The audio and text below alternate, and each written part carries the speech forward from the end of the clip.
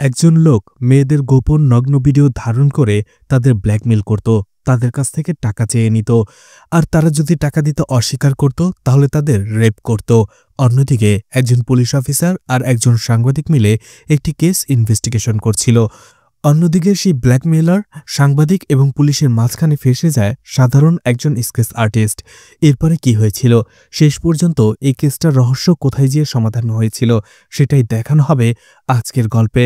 মুভির প্রত্যেক পরতে পরতে একের পর এক টুইস্ট আসতে থাকবে আর গল্পে নতুন মোড় নিতে থাকবে। তো পুরো মুভি দেখার অনুরোধ রইল। তো hi guys, welcome to my channel ফিল্মের গল্প। এমন নতুন আর অসাধারণ সব মুভি আর ওয়েব সিরিজের এক্সপ্লেনেশন বাংলায় দেখতে চাইলে চ্যানেলটিকে সাবস্ক্রাইব করে রাখতে পারেন। মুভির শুরুতেই দেখা যায় ছোট্ট একটি বাচ্চা কিছু বই গোছাচ্ছিল। সেখানে অনিতা নামের একজন ডক্টর এসে বলে, এগুলো ডক্টরদের বই, এগুলো নিয়ে খেলা করতে নেই। তখনই ডক্টর সুদর্শন তাকে বলে, ও খেলা করছে না, বইগুলো গোছাচ্ছে, আর দেখো বইগুলোর একেবারে ঠিকঠাক জায়গায় সে রাখছে। ডক্টর অনিতা বলে, এটা কি করে? তখন ডক্টর সুদর্শন সেই ছোট্ট বাচ্চা হারুনের ব্যাপারে সবকিছু বলতে থাকে। আসলে এই ছোট্ট বাচ্চা হারুন সুদর্শনের বোনের ছেলে। তার বোন স্মিতা একজন স্কেচ আর্টিস্ট যে পুলিশ ডিপার্টমেন্টের জন্য কাজ করত, আর সেই সুবাদে একজন পুলিশ অফিসারের সাথে পরিচয় হয় এবং তারা বিয়ে করে ফেলে। তাদের দুটো ছেলে মেয়ে হয়, দেবিকা আর হারুন। আর একটা সময় তাদের ডিভোর্স হয়ে যায়, আর ডিভোর্সের পরে কোর্টের অর্ডার অনুযায়ী দেবিকা তার মায়ের সাথে থাকে আর ছোট্ট হারুন তার বাবার সাথে। কিছু বছর পরে স্মিতা আরও একটি লোককে বিয়ে করে, আর সেখানে তার আরও একটি মেয়ে হয় যার নাম নিমরাজ। এরপরে 7 বছর পরেই তার আগের হাজব্যান্ড মারা যায়, যার ফলে হারুন তার মা স্মিতার কাছে চলে আসে। কিন্তু এই 7 বছরে তার উপরে অনেক ঝড় চলে গিয়েছিল, কারণ হারুনের বাবা কখনোই হারুনের কাজে সন্তুষ্ট ছিল না। সে যতই ভালো কাজ করুক না কেন, পারফেক্টভাবে করুক না কেন, সে তাকে সবসময় বকত। আর এই 7 বছরে এই প্রভাবটা ছোট্ট হারুনের মধ্যে অনেক বেশি পড়েছে, যার ফলে তার মধ্যে একটা রোগ চলে এসেছে। ছোট্ট হারুন সব কাজ এতটাই নিখুঁতভাবে করতে চাইত যেটা কখনো সম্ভবই না, যার ফলে তার ব্রেনটাও অনেক শার্প হয়ে গেছে। এদিকে একটা দুর্ঘটনায় স্মিতা এবং তার হাজব্যান্ড গুরুতর আহত হয়। তার হাজব্যান্ড মারা গেলেও স্মিতা শয্যাশায়ী ছিল। এর কয়েক বছর পরের ঘটনা শিফট হয় কোয়েম্বাটুরে। একটি শপিং মলে একটি মেয়ে ট্রায়াল রুমে জামাকাপড় ট্রায়াল দিচ্ছিল, কিন্তু হঠাৎ করেই তার চোখে পড়ে সেখানে একটি গোপন মোবাইল রয়েছে, যেটাতে আবার ভিডিও অন করা ছিল। অর্থাৎ মেয়েটি যে এতক্ষণ জামাকাপড় বদলেছে সেটার ভিডিও ধারণ করা হয়েছে। এতে মেয়েটি অনেক ভয় পেয়ে যায়। সে মোবাইলটি নিয়ে এসে তার বান্ধবীদের দেখায়। সেখানে 2 জন স্টাফ, অর্থাৎ সেই মার্কেটের 2 জন স্টাফ বিষয়টা জানতে পারে।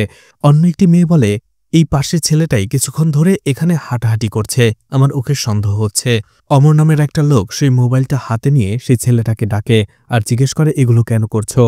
কিন্তু সেই ছেলেটা অমরের হাত থেকে মোবাইলটা নিয়ে সেখান থেকে পালিয়ে যায়। কিছুক্ষণ পরেই দেখা যায় ওমর ফ্লিক্স গাড়ি নিয়ে একটা পুরাতন বিল্ডিংয়ের কাছে আসে, আর সেই ছেলেটা তার কাছে চলে আসে এবং সেই মোবাইলটা তার হাতে দেয়। অর্থাৎ অমর ফ্লিক্স এবং সেই ছেলেটা মিলেই এই কাজটা করেছে। এরপরে অমর ফ্লিক্স তার সেই পুরাতন বিল্ডিংয়ে চলে যায়। সেখানে তার একটা গোডাউন ছিল, সেখানে বসে বসেই সে সব কাজ করত, আর সেখানে সে ভিডিওটা সে প্লে করে। এরপরে সেই মেয়েটির শপিং মলের সেই বিলের রসিদ থেকে মেয়েটির নামও জেনে যায়। এরপরে ফেসবুকে সার্চ করে আর তার ব্যাপারে সবকিছু জেনে যায়, অর্থাৎ তার নাম, ঠিকানা, সবকিছু। এরপরে অমর ফ্লিক্স নকুল নামের একটি লোককে কল করে আর বলে, তোমার কাজ চলে এসেছে। কিন্তু নকুল বলে, তোমাকে তো বলেছি আমি আর এইসব কাজ করব না। অমর ফ্লিক্স বলে, তুমি এই কাজটা ফ্রিতে করছো না, আমি তোমাকে টাকা দিচ্ছি। আর তোমার যে ভিডিওগুলো আমার কাছে আছে, তুমি কি সেটা ভুলে গেছো? আমি তোমাকে টাকা পাঠিয়ে দিচ্ছি, আর একটা মেয়ের নামও পাঠিয়ে দিচ্ছি। ফেসবুক আইডি সহ তুমি মেয়েটার লোকেশন ট্র্যাক করে আমার কাছে সেন্ড করো। এদিকে সেই মেয়েটিকে দেখা যায় তার বান্ধবীকে নিয়ে থানায় চলে এসেছিল কমপ্লেন লেখানোর জন্য। তার বান্ধবী কমপ্লেন লেখানোর পরে নিজের বাড়িতে চলে যায়। মেয়েটি অটোর জন্যই দাঁড়িয়েছিল। দেখা যায় অমর ফ্লিক্স লোকেশন ট্র্যাক করে মেয়েটির কাছে চলে আসে আর গাড়িতে বসে মেয়েটিকে সে ভিডিও দেখায়। মেয়েটি ভয় পেয়ে যায়। অমর ফ্লিক্স বলে, তুমি থানায় যেতে যেতে এই ভিডিওটা কয়েকশো সাইডে ছড়িয়ে পড়বে, সারা দেশে তুমি ভাইরাল হয়ে যাবে। কিছুদিন পরে তো তোমার বিয়ে, তাই না? তোমাকে একটা অফার দিলাম, আমাকে 3 লাখ টাকা দিয়ে দাও, ভিডিওটা আমি ডিলিট করে দেব। মেয়েটা তাও ভয় পাচ্ছিল। অমর ফ্লিক্স বলে, এখন তোমার কাছে যে টাকাটা আছে, অর্থাৎ এটিএম কার্ডে, সেটা দাও, আর বাকি টাকাটা কালকে 12টার মধ্যে আমাকে দিতে হবে। এরপরে অমর ফ্লিক্স সেখান থেকে চলে আসে আর একজনের সাথে কথা বলতে থাকে যে টাকা না পেলে আমি কিছুই করব না। ফোনটা রেখে দেয়। এরপরে সে আবারও নকুলকে কল করে আর বলে আমার লোকেশন এবং সবকিছু অন্য জায়গায় শিফট করে দেবে। আমি 2 দিনের জন্য গায়েব হয়ে যাব, একটু লুকিয়ে থাকব। তখনই অমর ফ্লিক্স দেখতে পায় তার গোডাউনে আগে থেকে কেউ ঢুকেছিল। সে তাকে মারার জন্য চলে যায়। কিছুক্ষণ পরেই দেখা যায় সেই অমর ফ্লিক্সকে সেই লোকটাই হাত পা বেঁধে রেখেছে এবং চারপাশে সে কেরোসিন ঢালছে। অমর ফ্লিক্স শুধু ভয়ে সেই লোকটাকে বলছিল, দুঃখিত, আমাকে ক্ষমা করে দাও, আমাকে ছেড়ে দাও। কিন্তু সেই লোকটা যাবার আগে পুরো গোডাউনটায় আগুন ধরিয়ে দেয়। এই কয়েকদিন পরের ঘটনা দেখানো হয়, যেখানে পুলিশ অফিসার দীনেশ চন্দ্রকে দেখানো হয় আর তার কাছেই অমর ফ্লিক্সের কেসটা হ্যান্ডওভার করা হয়েছে। আসলে তার ডেড বডিটা নদীতে পাওয়া গেছে, জ্বলন্ত ডেড বডি। কিন্তু পুলিশরা ইনভেস্টিগেশন করে জানতে পেরেছে সেটা একটা গোডাউনে ছিল, যে গোডাউনটা সহ পুড়িয়ে ফেলা হয়েছে, কিন্তু লাশটা নদী থেকে ফেলল। এটা নিয়েই তারা ইনভেস্টিগেশন করবে। এছাড়া সেই গোডাউন থেকে যেসব এভিডেন্স পাওয়া গেছে সেগুলো তারা হেফাজত করে রাখে। এরপরেই দেখা যায় পুলিশ অফিসার দীনেশ চন্দ্রের সাথে অ্যালেন জেকব নামের আরও একজন পুলিশ অফিসার দেখা করতে আসে। তার মেন ডিউটি হচ্ছে বিভিন্ন কেসে যে উইটনেস থাকে তাদের প্রোটেকশন দেওয়া। আর এইবার অমর ফিলিক্সের কেসে একজন উইটনেস রয়েছে, তাকে প্রোটেকশন দিচ্ছে অ্যালেন জেকব। আসলে অমর ফিলিক্সকে যখন সেই লোকটা জ্বালিয়ে দিচ্ছিল সেখানে অন্য একজন উপস্থিত ছিল, আলিশা। আর সে সেই খুনিকে দেখে ফেলেছে। কিন্তু সেখান থেকে আসার সময় তার ভয়াবহ এক কার অ্যাক্সিডেন্ট হয়, যার ফলে তার মাথায় গুরুতর আঘাত পায়। আর এই জন্য অ্যালেন জেকব সন্দেহ করছে যে সেই উইটনেস আলিশাকে কেউ মারার চেষ্টা করছে। আর এই জন্যই দীনেশ চন্দ্রের কাছে পারমিশন নিয়ে সে তাকে একটি সেফ হাউসে রাখতে চায় এবং অ্যালেন জেকব দীনেশ চন্দ্রের কাছেই সেফ হাউসের ব্যবস্থা করতে বলে। দীনেশ চন্দ্র বলে, আমার একটা ফ্ল্যাট রয়েছে, তুমি সেখানে যেয়ে থাকতে পারো। অ্যালেন জেকবকে দেখা যায় রাতের বেলা সেই ফ্ল্যাটের সামনে দাঁড়িয়ে অপেক্ষা করতে থাকে। কিছুক্ষণ পরেই আলিশা চলে আসে। সেই একই ফ্ল্যাটে হারুন, দেবিকা এবং নিমরাজ থাকত। লিফটের মধ্যে তাদের পরিচয় হয়। অ্যালেন আলিশাকে বলে যে তুমি সবাইকে এখানে বলবে যে তুমি আমার বোন, আর এখানে তুমি বেড়াতে এসেছ, এর বেশি কিছু বলবে না, আর কারোর সাথে বাইরে কথা বলবে না। তোমাকে পাহারা দেওয়ার জন্য একজন কনস্টেবলও রয়েছে, তার কাছে গান রয়েছে, তো তুমি নিরাপদে থাকতে পারো। এরপরেই দেখা যায় ডক্টর সুদর্শন এবং হারুন মিলে তাদের পাশে ফ্ল্যাট, অর্থাৎ পুলিশ অফিসার দীনেশ চন্দ্রের ফ্ল্যাটে চলে আসে। আসলে তার ফ্ল্যাটে ছোট্ট একটা দুর্ঘটনা ঘটেছে, আর সেই দুর্ঘটনা কি ঘটিয়েছিল সেটা দেখেছে দীনেশ চন্দ্রের ছেলে এবং মেয়ে। আর সেই ছেলের বর্ণনা অনুযায়ী একজন স্কেচ আর্টিস্ট সেটা ছবি আঁকছে। কিন্তু সেখানে কিছুক্ষণ দাঁড়ানোর পরেই হারুন বলতে থাকে যে সেই লোকটা ভুল লাগছে, আর সেই ভুলটাও সে সবাইকে ধরিয়ে দেয়। এরপরে বলে যে এই ছেলেটা আসলে সেই লোকটাকে দেখেনি, সেই স্কেচ আর্টিস্ট তাকে যা বলছে সে তাতেই মাথা নাড়াচ্ছে।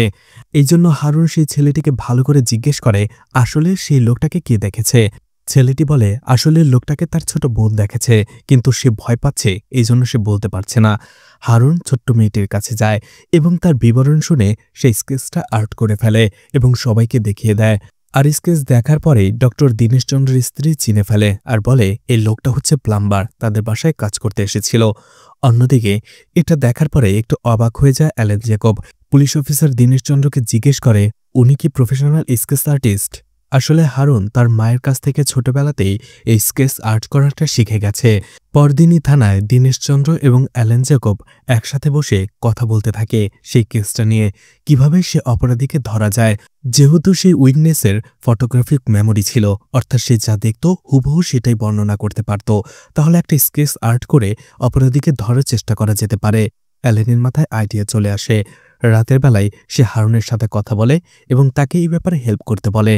হারুন প্রথমে রাজি না হলেও অ্যালেন তাকে বলে এটা তার জন্য অনেক ইম্পর্ট্যান্ট, খুনিকে ধরতে হবে। অবশেষে হারুন রাজি হয়।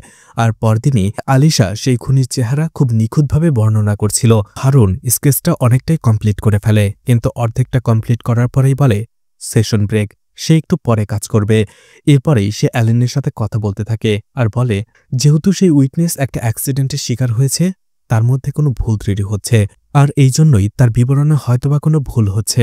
এমন অনেক ঘটনাই রয়েছে যেগুলোতে উইটনেসের ফটোগ্রাফিক মেমোরি থাকা সত্ত্বেও সে ভুল স্কেচ আর্ট করে। এরকম অনেক ঘটনা সে দেখায় গুগলে। তখন অ্যালেন বলে, তুমি এসব আমাকে কেন বলছো? তখনই সেই স্কেচটা দেখায়, যেটা অনেকটাই হারুনের মতো ছিল। আর এটা দেখার পরে অ্যালেন অবাক হয়ে যায়। হারুন বলে, একবার এক সিরিয়াল কিলারকে খুন করার সময় একজন উইটনেস দেখে ফেলে। পরে সে যখন তার স্কেচ আর্ট করতে যায়, সে আসলে সামনে থাকা সেই লোকটার স্কেচই সে আর্ট করে ফেলে, মানে বিবরণ দেয়। এরকম অনেক ঘটনাই ঘটে। তুমি টেনশন করো না, আমরা আবার চেষ্টা করব। কিন্তু তার আগে আলিশাকে আবারও ক্রাইম সিনে নিয়ে যেতে হবে, তার মেমোরি রিকালেক্ট করতে হবে। তারপরেই আমরা এই কাজটা করতে পারবো। পরদিনই দেখা যায় তারা তিনজনই সেই ক্রাইম সিনে যাচ্ছে। আর যাওয়ার মাঝেই হারুন দেখতে পায় আলিশা অনেক নার্ভাস। এই জন্য আলিশাকে জিজ্ঞেস করে তার পছন্দের একটি গান ছেড়ে দেয়। আর আলিশাকে বলে মাইন্ড রিল্যাক্স করে দীর্ঘশ্বাস নিয়ে সবকিছু মনে করার জন্য। আলিশাও সেটাই করে আর সবকিছু বলতে থাকে। যখনই ক্রাইম সিনের কথা বলে, সেই জায়গাটার লোকেশন শুনতেই হারুন অবাক হয়ে যায়। আর তখনই দেখানো হয় সেই রাতে অমর ফিলিক্সকে আর কেউ নয়, হারুনই খুন করেছিল। আর এই জন্যই আলিশা সেই দিন স্কেচ আর্ট করার সময় হারুনের ফেসটাই আর্ট করে ফেলছিল। কিন্তু হারুনকে সামনাসামনি দেখার পরেও আলিশা চিনতে কেন পারছিল না। ঘটনা প্রেজেন্টে চলে আসে। তারা তিনজনই ক্রাইম সিনে চলে আসে। আর হারুন আলিশার বর্ণনা শুনে স্কেচ তৈরি করে। এবার হারুন ইচ্ছে করেই একটু আলাদা স্কেচ তৈরি করে। এরপরে সেটা সে অ্যালেনকে দেখায়, বলে এটা এখনও ডেভেলপ করা বাকি আছে। আর আমার একটা রিকোয়েস্ট, এখন আলিশাকে দেখাবেন না। আসলে স্কেচটা এখনো পুরোপুরি রেডি হয়নি। আলিশা এরকমভাবে স্কেচটা দেখলে সে অন্য কিছু ভাবতে পারে। কিন্তু অ্যালেন তারপরেও জোর করেই সেই স্কেচটা আলিশাকে দেখায়। আলিশা কিছুক্ষণ দেখার পরে বলে, হ্যাঁ পারফেক্ট। অ্যালেনও সেটাকে সত্যি বলেই ধরে নেয়। এদিকে হারুনও অবাক হয়ে যায় যে সে হারুনের ফেসটা মনে রেখেছে। কিন্তু হারুনকে সামনাসামনি দেখার পরে সে তাকে চিনতে কেন পারছে না। এদিকে তারা ফ্ল্যাটে আসার পরে জানতে পারে আলিশাকে পাহারা দেওয়ার জন্য যে কনস্টেবলকে রাখা হয়েছিল সে অজ্ঞান হয়ে পড়ে গেছে। তাকে হসপিটালে অ্যাডমিট করা হয়েছে। হারুনের দুই বোন দেবিকা এবং নিমরাজ তারা হসপিটালে চলে যায়, সাথে অ্যালেনও। এই জন্য রাতের বেলায় হারুন তার ছোট্ট বিড়ালের গলায় একটি নেটওয়ার্ক জ্যামার লাগায় এবং সেটা আলিশার ফ্ল্যাটে পাঠিয়ে দেয়। এদিকে আলিশারও ঘুম ভেঙে যায়। ঠিক তখনই সে দেখতে পায় তার মোবাইলে নেটওয়ার্ক ছিল না।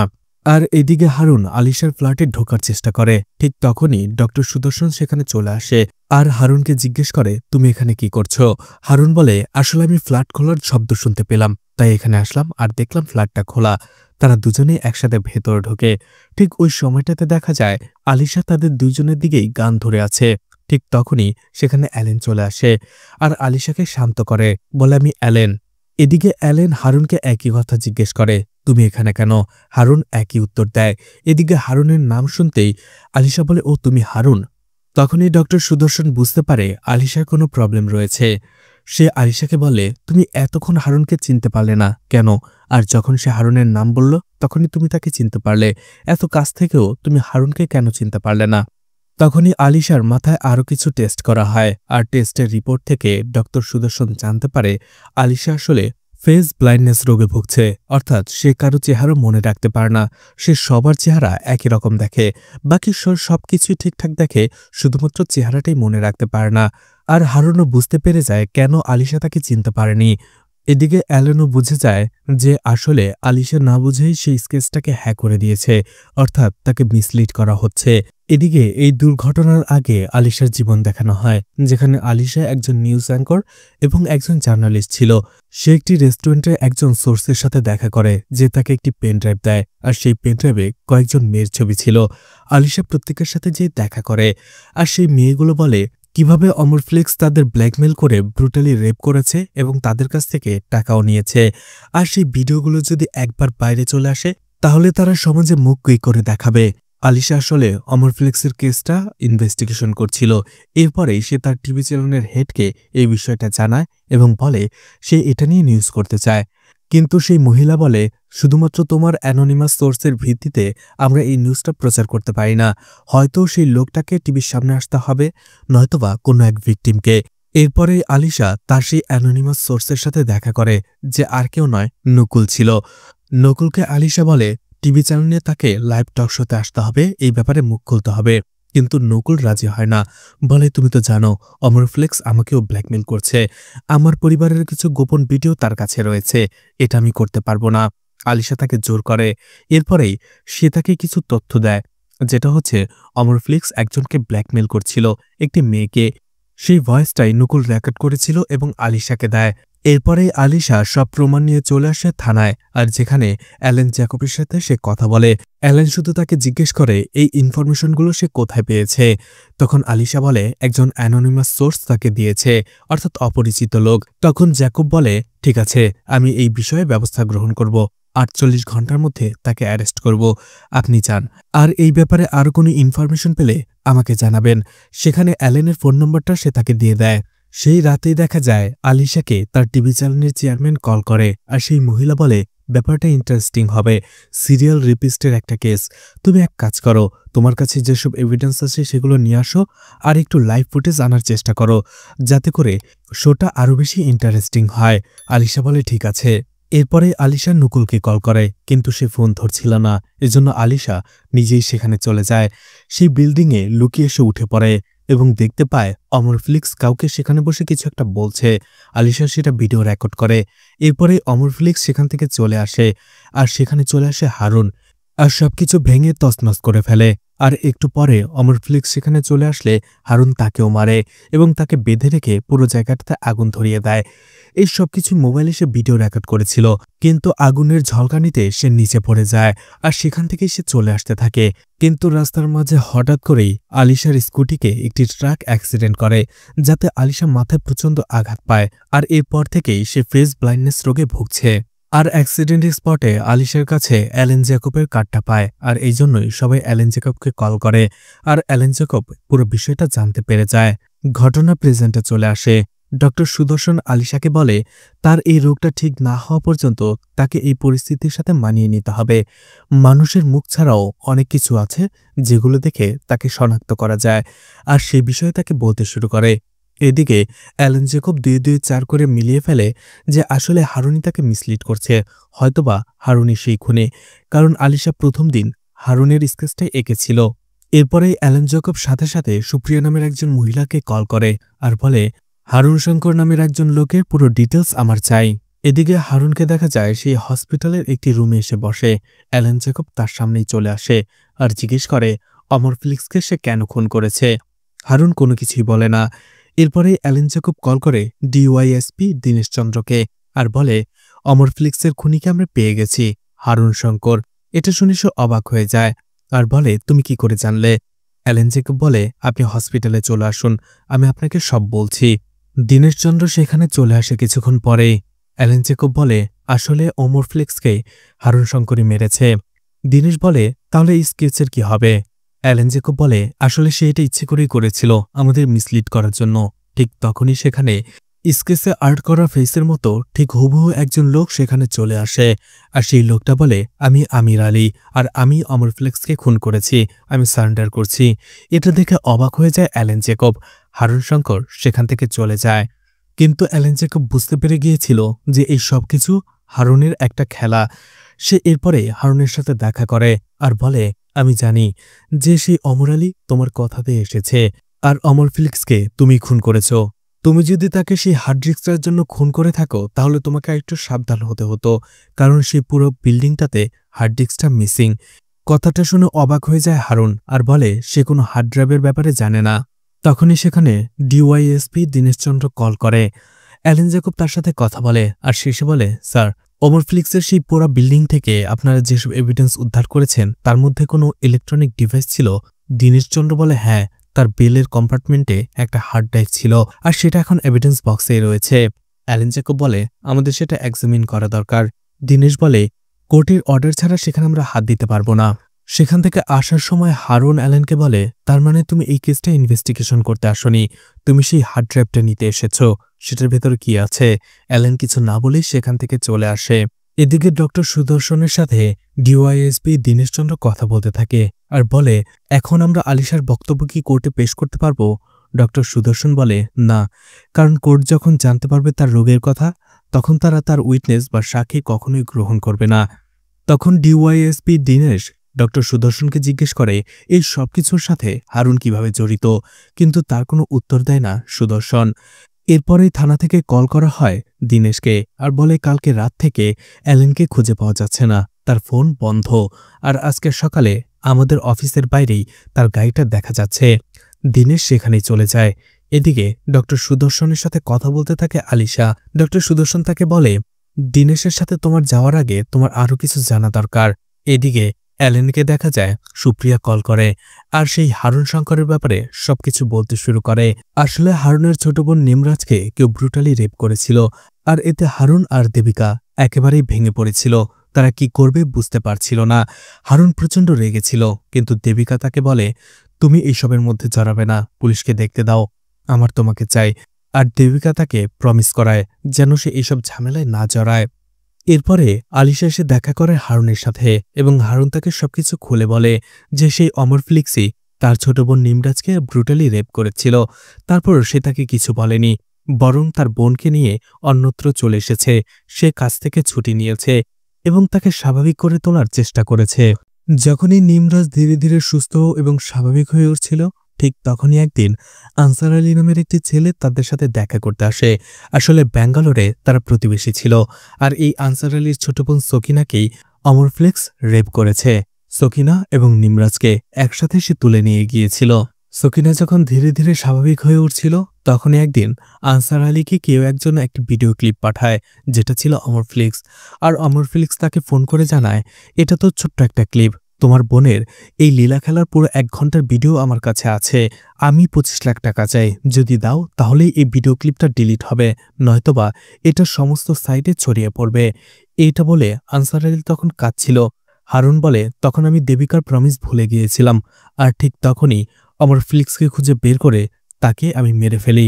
আর সেদিন আমার সাথে আনসার আলীও ছিল। এর কিছুদিন পরেই কোচিতে আনসার আলীর বাবা আমির আলী আমার কাছে আসে আর বলে, আমি আমার মেয়েটাকে রক্ষা করতে পারিনি, ও এখন একটা জীবন্ত লাশ হয়ে আছে, আর আমি চাই না আমার ছেলের জীবনটাও এমনিভাবেই শেষ হয়ে যাক।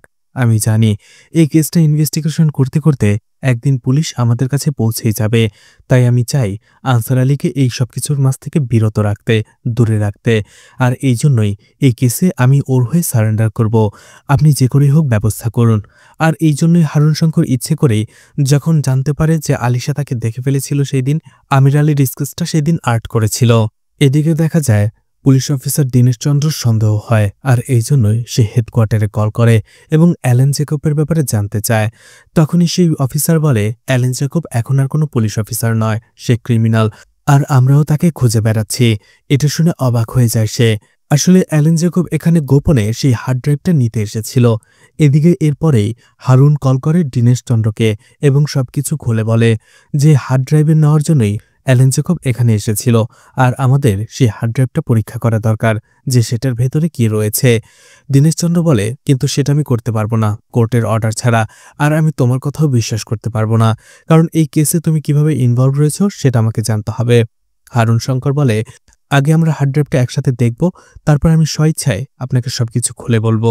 কিন্তু দীনেশ বলে, সেই হার্ড ড্রাইভটা হাইলি ইনক্রিপ্টেড, সেটা এত সহজে খোলা যাবে না। তখন আলিশা বলে, আসলে নকুল এই কাজটা করতে পারবে। এরপরে নকুলের সাথে কথা বলা হয়। নকুল বলে, আমি 3 মিনিটের মধ্যে এই কাজটা করতে পারবো, কারণ সেই হার্ড ড্রাইভটা আমি সিকিউর করে দিয়েছিলাম। তারা দুজনেই থানায় চলে আসতে থাকে। ঠিক তখনই রাস্তার মাঝে অ্যালেন জেকব তাদের সামনে চলে আসে। এদিকে হারুন এবং আলিশা দুজনকে মারার চেষ্টা করে অ্যালেন। 2টি গাড়ির ভেতরে ফাস্ট অ্যান্ড ফিউরিয়াস টাইপের রেস হয়, কিন্তু অ্যালেন তাদের পিছু ছাড়ে না। হারুন অবশেষে গাড়িটা একটা গোডাউনের ভেতরে ঢুকিয়ে দেয় আর আলিশাকে বলে, তুমি এখানে নেমে যাও, 20 মিনিটের মধ্যে আমি তোমাকে নিতে আসব, আর যদি 20 মিনিটের মধ্যে আমি নিতে না আসি তাহলে দীনেশ স্যারকে কল করবে এবং অ্যালেনের ব্যাপারে সবকিছু খুলে বলবে। আলিশা সেটাই করে, গাড়ি থেকে জাম্প দেয়।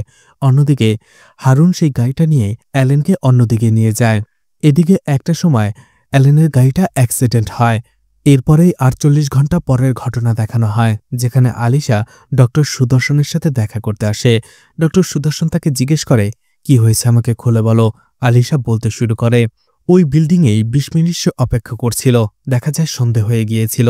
কিছুক্ষণ পরেই দেখা যায় সেখানে গাড়ি করে হারুন চলে আসে, যে অনেকটা আহত ছিল। হারুন আলিশাকে ড্রাইভ করতে বলে। এরপরেই তারা দীনেশের সাথে দেখা করতে আসে, কিন্তু হারুন সেখানে গান নিয়ে নামে আর গানটা দীনেশের দিকে তাক করে এবং তার কাছ থেকে ড্রাইভটা চায়।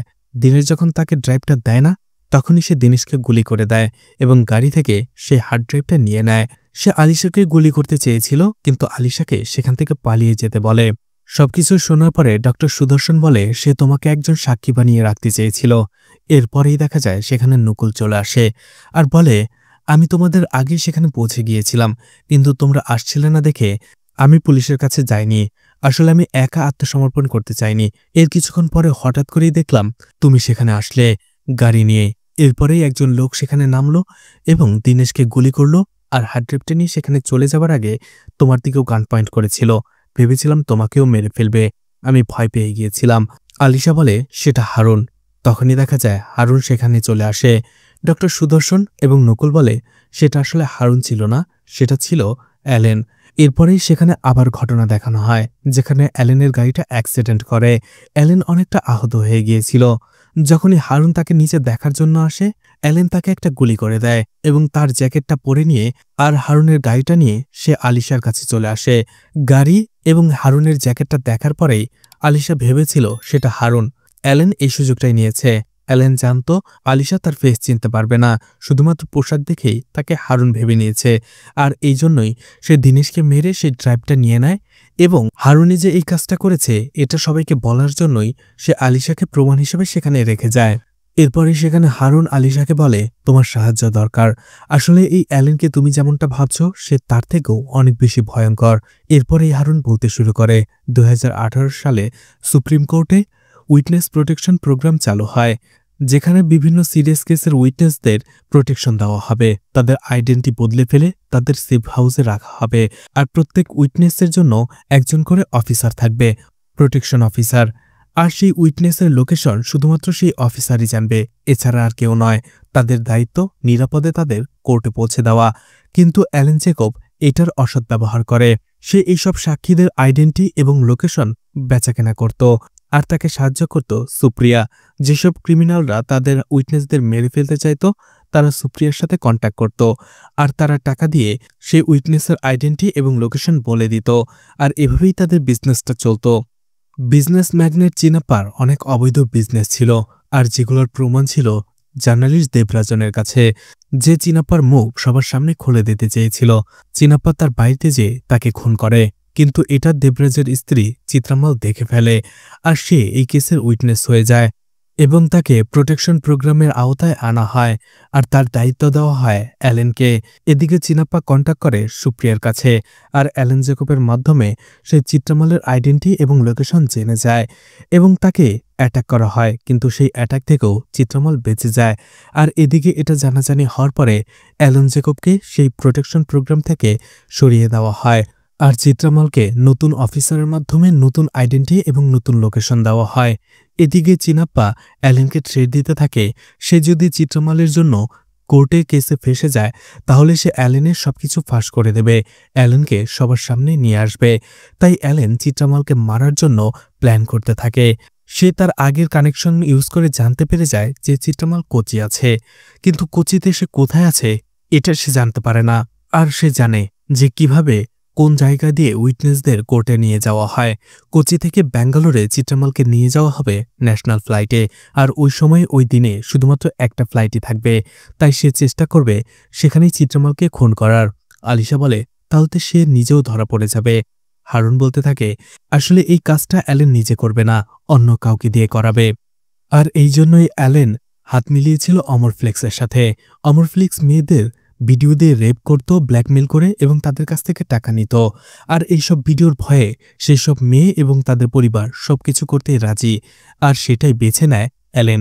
সেই সব মেয়েদের ভিডিও রেকর্ডের মধ্যে সে সকিনা আলীর ভিডিওটার বেছে নেয়। কারণটা হচ্ছে সকিনার ভাই আনসার আলী এয়ারপোর্ট গ্রাউন্ডে কাজ করে, সে তাকেই ব্যবহার করে চিত্রাম্মালকে খুন করতে চাইছিল। কিন্তু তার আগেই অমরফ্লেক্স বারবার সকিনা আলীকে ব্ল্যাকমেল করছিল, আর যার ফলে আনসার আলী আমার কাছে চলে আসে এবং অমরফ্লেক্সকে আমি মেরে ফেলি। তখনই দেখা যায় মুভির শুরুতে অমরফ্লেক্স যে লোকটার সাথে কথা বলেছিল সেই ছিল অ্যালেন জেকব, যার কাছে টাকা নিয়ে কথা হচ্ছিল দুজনের। এদিকে অ্যালেনকে দেখা যায় একটা বাড়ির সামনে একটা প্যাকেট রেখে যায়। ছোট্ট একটি বাচ্চা সেই প্যাকেটটা ভেতরে নিয়ে যায় আর দেখা যায় সেটার ভেতরে একটা পেনড্রাইভ ছিল। পেনড্রাইভটা চালাতেই সেই ছোট্ট ছেলেটির বড় বোনের রেপের ভিডিও সেখানে চলতে থাকে, যেটা দেখে মেয়েটি সেখানেই অজ্ঞান হয়ে যায়। এরপরেই অ্যালেন কল করে নিবেদিতার বাবা সুদেবকে আর বলে তুমি যদি আমার কথা মতো কাজ না করো তাহলে তোমার মেয়ের পুরো ভিডিওটা সব জায়গায় ভাইরাল করে দেব। কিছুদিন পরেই তো তোমার মেয়ের বিয়ে, তাই না? তাহলে তোমার মেয়েকে বাঁচাতে হলে আমার কথা শুনতে হবে। অবশেষে সুদেব রাজি হয়ে যায়। দেখা যায় সেই খামের ভেতরে সুদেবকে সে আরও একটা পেন ড্রাইভ পাঠিয়েছিল। এদিকে দেখা যায় হারুন বের হয়ে যায় অ্যালেনকে ধরার জন্য। অন্যদিকে সেই অ্যালেন চলে আসে হারুনের বোনের কাছে, তার ফ্ল্যাটে, এবং দুইজনকেই বন্দি বানিয়ে নেয়। আর অ্যালেন সেখানে নিমরাজকে তার রেপের ভিডিও দেখায়। অন্যদিকে ডক্টর সুদর্শনকে লোকাল একজন পুলিশ অফিসার জেরা করতে থাকে, বলে এই কেসটা আমি কয়েকদিন যাবৎ ইনভেস্টিগেশন করছি, কিন্তু এখানে হারুন নামটা চলে এসেছে। এই হারুনকে। এদিকে অ্যালেন বুঝতে পেরে গিয়েছিল সে কোচি শহর থেকে বের হতে পারবে না, কারণ পুরো শহরটাই পুলিশ দিয়ে আটকে ফেলা হয়েছিল তাকে ধরার জন্য, আর এই জন্যই সেই প্ল্যানটা করে। অন্যদিকে তখনই একটা ফ্ল্যাশব্যাক দেখানো হয়। আসলে অ্যালেন এখানে আসার আগেই জানতে পেরে গিয়েছিল যে আসলে হারুনকে, তাকে সুপ্রিয়া জানিয়েছিল। হারুন শুধুমাত্র একজন সাধারণ স্কেচ আর্টিস্ট নয়, সে একজন স্কাই মার্শাল, এছাড়াও সে একজন কমান্ডো। এদিকে হারুনকে দেখা যায় সে তার টিমের সাথে প্ল্যান করতে থাকে কিভাবে অ্যালেনকে ধরা যায়, আর সেই প্ল্যান অনুযায়ী সেই ফ্লাইটের ভেতরে চলে যায়। এর আগেই দেখা যায় সে নকুলকে একটি ট্রান্সমিটার দিয়ে এসেছিল, যেটা দিয়ে প্লেনের মধ্যেও কথা বলা যাবে। আসলে হারুন সেই প্লেন থেকে খুঁজে বের করার চেষ্টা করবে যে আসলে সেখানে চিত্রামালকে কে খুন করবে, আর এই জন্যই সে সব যাত্রীদের উপরে নজর রাখতে থাকে। আর এতে তাদের সাহায্য করবে আলিশা, কারণ আলিশা যখন অমরফ্লিক্সের সেই গোডাউনে গিয়েছিল তখন সে দেখেছিল অমরফ্লিক্স একজন লোককে ধমকাচ্ছিল, আর হারুন এবং নকুল সন্দেহ করছে সেই লোকটাকে দিয়েই হয়তোবে সে চিত্রামালকে খুন করাবে, আর সেই লোকটাকে শনাক্ত করতে হবে আলিশাকে। আসলে অ্যালেন চিত্রামালকে খুন করার জন্য দুইজন লোককে হায়ার করেছিল, যাদের মধ্যে একজন ছিল আনসার আলী।